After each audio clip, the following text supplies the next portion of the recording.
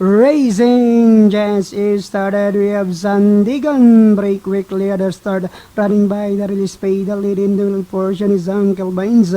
Alongside now is Luke Skywalker. Next in line is Don Lucas. Then on the outside is Perus Perry. Then followed now by Full Control, while Trumpeter is the early trailer. Racing down the backstretch, we have the quick is striding Sandigan on its favorite position as the pace setter, enjoying a link and a half lead right behind in second. Now is Luke is Skywalker moving upon the outside now is Perus Perry. Uncle Baines is running by the rail, then followed now by Don Lucas. Full Control now trying to get closer, then followed by Faye the Lady, and a long way back to Trumpeter, who's racing in less, and they are now entering the home stretch.